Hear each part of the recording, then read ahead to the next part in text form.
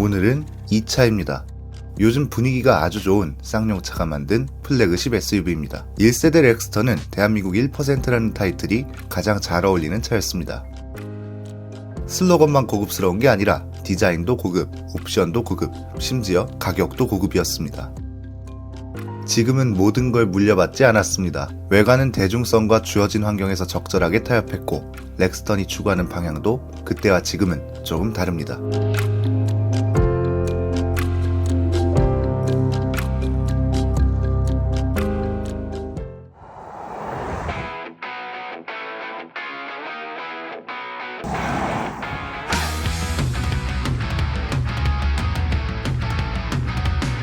아마 렉스턴을 최근에 알게 된 분들은 이 차가 고급 SUV의 상징이었다는 점, 그 시절 현대차는 이 차와 경쟁할 수 있는 차도 없었고 모하비도 비교가 안 됐었다는 점, 이런 게 모두 낯설게 느껴지실 겁니다.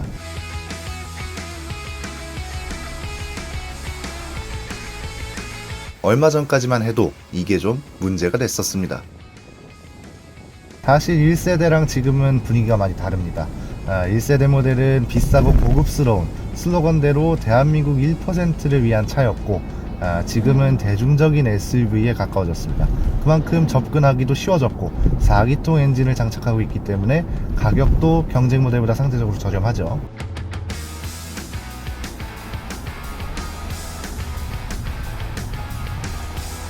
중요한 건 변속기입니다. 쌍용차가 항상 아쉬웠던 것 중 하나가 6단 변속기거든요. 엔진의 출력은 현대차의 디젤 엔진하고 똑같은데 세팅이 어떻게 된 건지는 몰라도 힘을 제대로 받쳐주지도 못하고 당연히 연비에도 도움이 안 됐습니다. 그런데 이 차는 8단 변속기를 장착했고 심지어 요즘 보세요, 이제 BMW처럼 전자식 기어 레버를 장착합니다. 이 덕에 이제는 적당히 밟아도 적당히 잘 나가고 연비도 아주 좋습니다. 6단 변속기를 장착한 렉스턴 스포츠랑 비교하면 리터당 3에서 4 정도는 더 잘 나오는 것 같네요.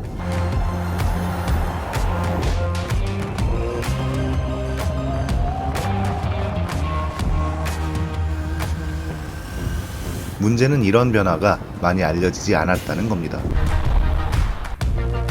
좋게 말하면 아이신 변속기의 명성이 대단한 거고 나쁘게 말하면 그만큼 좋지 않은 인식이 깊숙하게 자리하고 있었다는 겁니다. 사실 이건 굉장히 큰 변화입니다. 구식이었던 이미지를 완벽하게 벗어 던지고 그동안 많은 소비자들이 원하던 걸 들어준 거잖아요.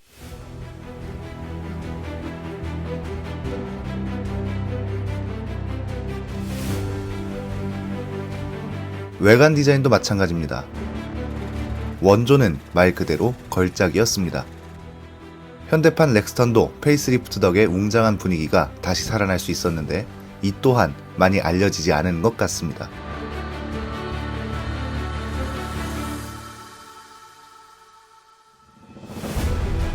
제 생각에는 어떻게 보면 이건 당연한 것 같습니다. 이 렉스턴은 쌍용차가 가장 힘든 시기에 나왔고 지금은 토레스가 워낙 잘 나가는 탓에 렉스턴의 변화가 묻히는 게 당연하죠.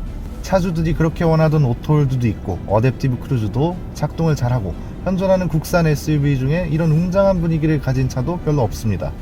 이제는 토레스뿐만 아니라 다른 차에도 관심을 줄 때가 됐다는 거죠. 그렇다면 아쉬운 부분은 없을까요? 물론 있습니다. 우선 토레스는 신형이지만 렉스턴은 구형입니다. 그리고 토레스에는 최신식 디스플레이가 들어갔지만 렉스턴은 아직 구형 레이아웃을 쓰고 있습니다. 프레임 차체를 쓰는 차이기 때문에 승차감에는 적응이 좀 필요합니다. 그런데 원래 프레임 차체를 쓰는 차들은 온로드보다는 오프로드에 초점을 두고 세팅을 하죠. 모하비도 그렇고 에스컬레이드도 마찬가지입니다. 그리고 여기에 더해서 이 차는 쌍용차가 힘들 때 만들어졌습니다. 쌍용차가 할 수 있는 것, 하고 싶은 것들을 모두 발휘하지 못했기 때문에 토레스보다 당연히 좀 뒤처지는 느낌이 없지 않는 겁니다. 예를 들어서 실내만 보면 플래그십 SUV답게 고급스럽습니다. 기어 레버 주변도 저렴한 차라는 느낌이 들기 힘들 정도로 깔끔하게 정리됐습니다. 대시보드도 이렇게 일부를 떼놓고 보면 고급 SUV라는 느낌이 물씬 풍깁니다. 그런데 디스플레이를 보면 설명이 어려워집니다. 디젤 엔진도 참 아까운 것 중 하나입니다. 사실 팰리세이드랑 출력과 토크가 완벽하게 같습니다. 그런데 이전까지는 6단 변속기 때문에 힘을 제대로 발휘하지 못했고 그래서 구식으로 만들어진 차라는 인식이 제대로 바뀌어버린 거였습니다.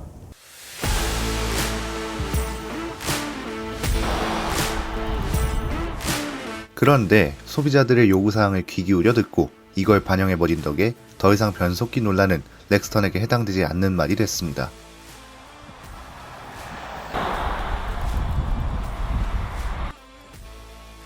이 작은 변화 하나가 굉장히 큰 효과를 가져왔다는 겁니다.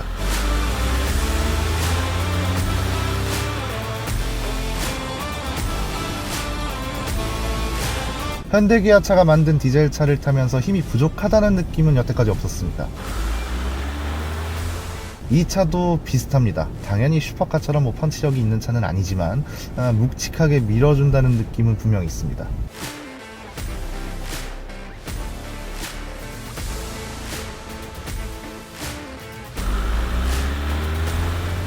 고속도로에서 추월을 할 때도 이제는 뒤에서 욕먹을 걱정할 필요도 없습니다. 굳이 기어를 내릴 필요도 없고요. 이렇게 알아서 잘 내려가거든요.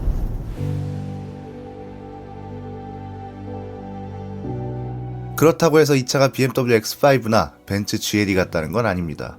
세심한 듯 하지만 투박하고 승차감이 좋은 차라고도 말할 수 없습니다. 그래서 이 차가 여전히 살아남을 수 있었던 겁니다. 다른 SUV들이 추구하는 방향과는 전혀 다르기 때문이라는 거죠. 이 차가 강원도만 가면 유독 많이 보이는 이유도 여기에 있는 겁니다.